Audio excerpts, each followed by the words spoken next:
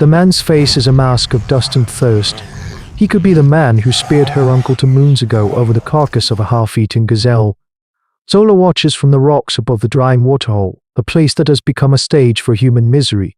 Below, 2 groups of hunters face each other, maybe 10 men in all. They are indistinguishable. The same knotted hair, the same sun-darkened skin, the same desperate tension in the set of their shoulders.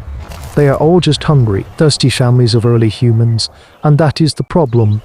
In this brutal new world shaped by drought, they see a reflection of their own need in the other's eyes, and they hate it.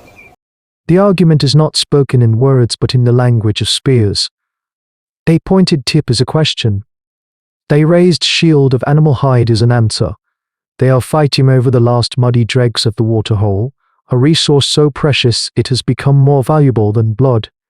This is the reality of their prehistoric life 1 million years ago. The greatest threat is not always the one with the biggest teeth, but the one who looks just like you.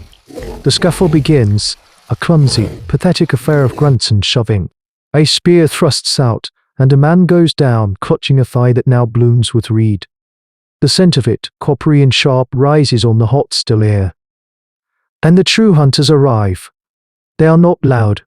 They flow from the tall, yellowed grass at the edge of the clearing, 3 of them. Afrovenator. They are not the largest of the land's predators, but they are wickedly efficient, long-snouted with bodies built for a terrible, sustained speed. They are the wolves of this ancient world.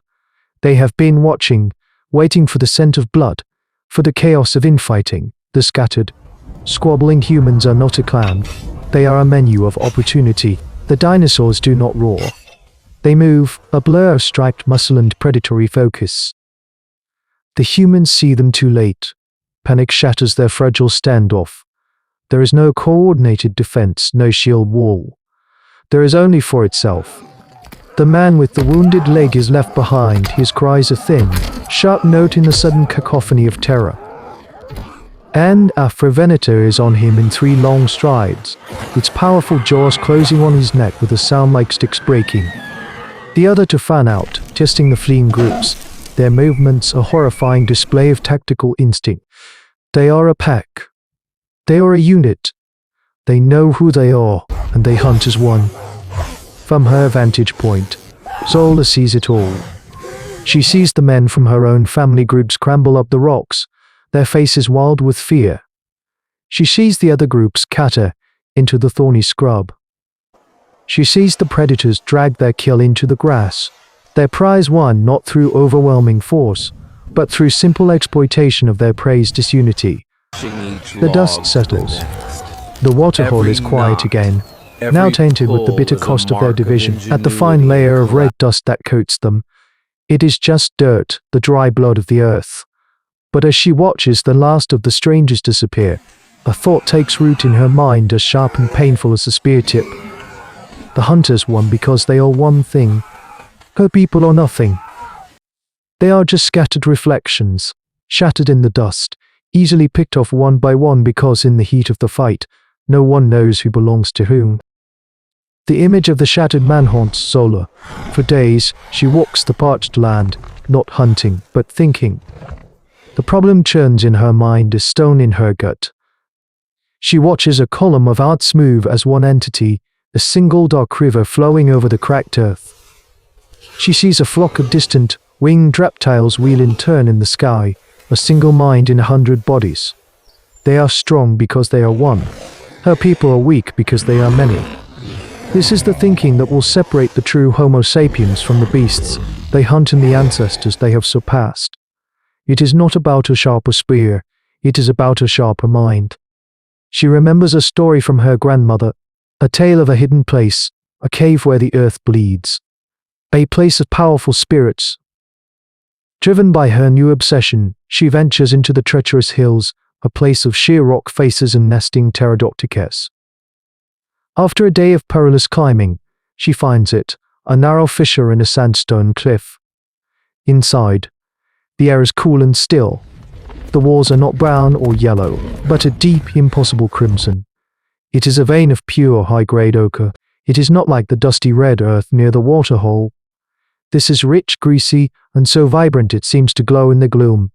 It is the color of a fresh kill of a beating heart of life itself. She touches it, and it comes away on her fingers as a thick paste, a second skin of brilliant red. That night, Zola walks into the center of the firelight, her hands and forearms coated in the starting pigment. She holds a flat stone, and on it, she has ground the ochre with animal fat to make a thick, durable paint. She faces the elders, her voice clear and steady. We die because we are strangers to each other. In the heat of a hunt or a fight, we look across the dust and see only another hungry face. We do not see a brother. An old hunter named Kaelen scoffs. And what will you do, girl? Paint our hunger away? No, Zola says, her eyes burning with conviction. I will paint our family. I will give us one face, so we may see ourselves in the other. She dips the fingers into the paint and draws a shape on her own cheek, 3 straight lines radiating from a single point. Like the footprint of a great bird, this mark, she declares, is us. It is the Red Hand clan. When we see it on the skin of another, we will know them. We will not leave them behind for the striped hunters. She is not just suggesting decoration. She is creating the first insignia, a symbol of absolute belonging. The idea is met with a wall of skepticism and fear. To mark oneself so boldly is to invite the attention of predators, to make oneself a target. It is the act of a foolish child playing with mud. But the clan leader, an old man named Bioa who has seen too many burial mounds, looks past the paint. He looks at the logic, at the cold, hard truth of what Zola is saying. He remembers the chaos at the waterhole, the terror of not knowing who was friend or foe. It is a gamble, a leap into the unknown, but their current path leads only to extinction.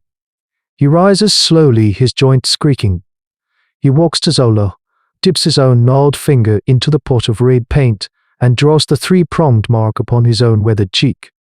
We have died as scattered men, he says, his voice a low rumble. Now, we will live or die as the Red Hand.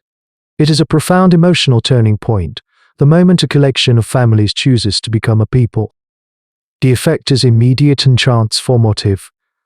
The next morning, the clan gathers not as a loose collection of family units, but as a single, starting entity. Every man, woman, and child bears the red mark. It is on their faces, their shoulders, their spears. The simple act of applying the paint has become a ritual, a quiet affirmation of the pact they have made. They are no longer just people. They are the Red Hand. The mark changes the way they walk, the way they hold their head. The children no longer fight over scraps but share them, pointing to the matching symbols on their skin. This is the birth of tribalism, a force of social cohesion so powerful, it will reshape the future of their species. Bioa calls the hunters. Their objective is not a simple hunt for meat, but a strategic reclamation. They will return to the contested valley, to the territories controlled by the families who abandoned them at the waterhole. They are not going to fight them. They are going to hunt a triceratops, a beast so large and dangerous that no single family group would dare attempt it. It is a declaration, a demonstration of what a unified people can achieve. Zola, armed with her own marked spear, insists on joining them. She is no longer just the girl with an idea. She is the keeper of their new identity. They move through the valley as a silent, disciplined column. They encounter another group of hunters stalking a small herbivore. The strangers see them, and they stop. They see not a dozen individuals, but a single, terrifying red tide flowing through the grass. The stark, bloody insignia on their skin and weapons is a psychological weapon. It speaks of order, of purpose, of a strength the scattered families cannot comprehend. The strangers do not raise their spears. They melt back into the trees. Their faces a mixture of fear and awe. The Red Hand does not acknowledge them. They have a greater purpose. They find their prey near a grove of cycads, a massive bull triceratops, its great, bony frill a shield, its 3 horns sharp enough to pierce a tree. The hunt is a brutal, beautiful symphony of cooperation. Bioa directs the attack with hand signals. 2 hunters, acting as bait, draw the beast's attention. As it charges, its thunderous footsteps shaking the ground, others moving from the flanks. They do not throw their spears wildly. They thrust with precision, targeting the less armored flesh behind the front legs. Zola is there, her heart pounding, but her arm is steady. She drives her spear home, the red mark on its shaft a testament to the collective will that guides her.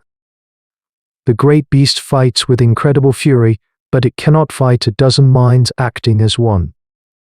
It tires, bleeding from a dozen deep wounds.